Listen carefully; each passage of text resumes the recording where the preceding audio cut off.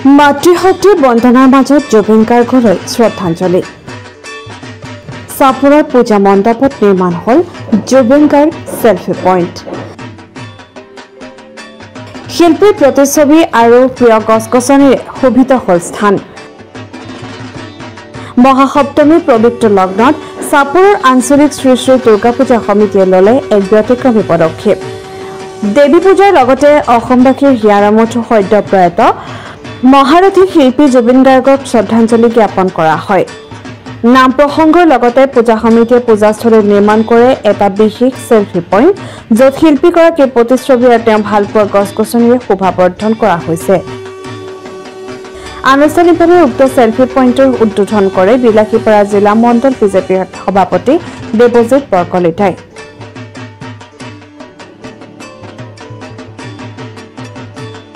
Bilasipara sub division লগতে গোটেই ধুবুৰী জিলাৰ প্ৰতিজন ব্যক্তিক শাৰদীয় শুভেচ্ছা যাচিছোঁ।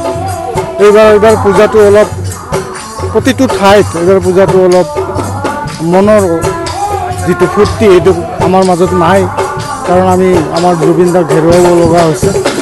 এই শোকৰ পৰা আমি এতিয়া ওলাই আহিবই পৰা নাই। প্ৰতিজনৰ মনত প্ৰতিজন যুৱকৰ স্পন্দনত জুবিন দা জীয়াই আছে। সেইকাৰণে আনন্দ বস্তুটো বহুতখিনি কমি আহিছে, মহান হৈছে। তথাপি যিহেতু আধ্যাত্মিক বস্তু আমি কৰিব লাগিব, দেৱী যিটো প্ৰাৰ্থনা আমি কৰিব লাগিব, নহ'লে হয়তো আমাৰ ক্ষয় ক্ষতিও হ'ব পাৰে। গতিকে আমি অনুষ্ঠানখিনি যাতে কোনো ধৰণৰ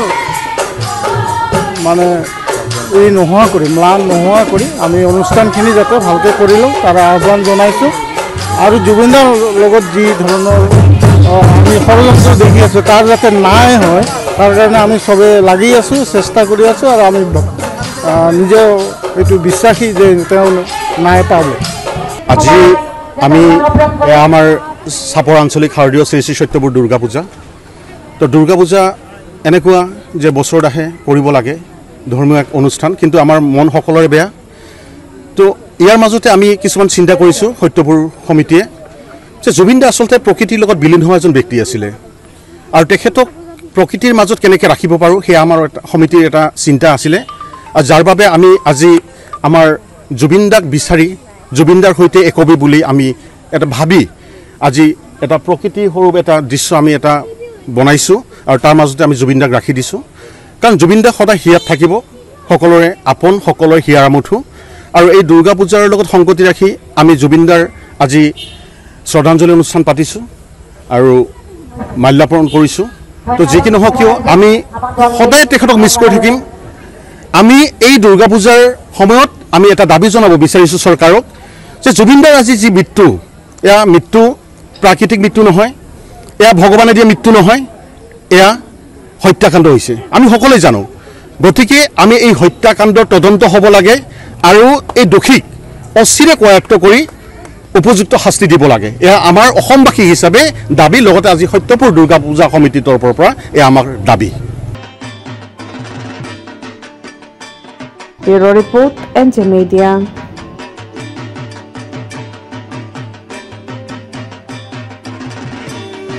যোৰহাটৰ প্ৰথমখন NABH স্বীকৃতিপ্ৰাপ্ত চিকিৎসালয় AJ নাৰ্ছিং হোমত নৱসংযোজন কেটলেব। ৯৬খন বিচনাযুক্ত neurology, nephrology, urology, medicine, OBSN, gynaecology, orthopaedics, paediatrics, cardiology প্ৰতিটো বিভাগৰে নিয়মীয়া OPDৰ লগতে ডায়েলাইচিছৰ সুবিধাযুক্ত চিকিৎসালয়খনত সংযোজন কৰা হৈছে হৃদৰোগীসকলৰ বাবে অত্যাধুনিক কেটলেব, য'ত মুখ্য চিকিৎসক হিচাপে আছে অভিজ্ঞ কাৰ্ডিঅলজিষ্ট ডক্টৰ গৌতম দাস আৰু তেখেতৰ সহযোগীসকল। ইতিমধ্যে যোৰহাটস্থিত চিকিৎসালয়খনত প্ৰথমবাৰৰ বাবে সম্পন্ন হৈছে এনজিঅগ্ৰাফি আৰু এনজিঅপ্লাষ্টি। ইয়াৰ লগতে 12খন বিচনাযুক্ত ICU, নিঅ'নেটেল ICU তথা মাল্টি স্পেচিয়েলিটি হস্পিটেল হিচাপে 3টাকৈ মডুলাৰ OTৰ উপৰিও 24 ঘণ্টাই ৰাইজৰ বাবে উপলব্ধ এক্স-ৰে, আল্ট্ৰাছাউণ্ড আৰু CT স্কেনৰ লগতে অত্যাধুনিক চিকিৎসা সেৱা।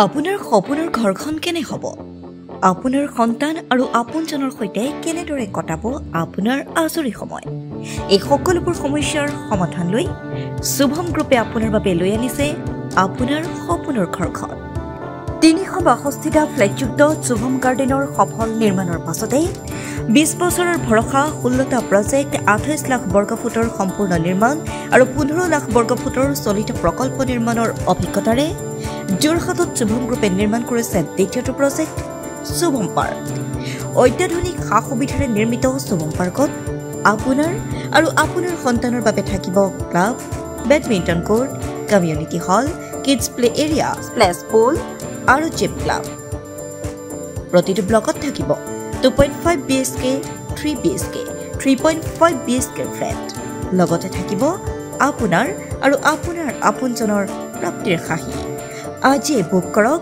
আপোনাৰ সপোনৰ ঘৰখন যোগাযোগ কৰক 6003301010 নম্বৰত আমাৰ ঠিকনা সোণাৰীগাঁও তৰাজান যোৰহাট 785001 6000ৰো অধিক বাসিন্দাৰ ভৰসা শুভম গ্ৰুপ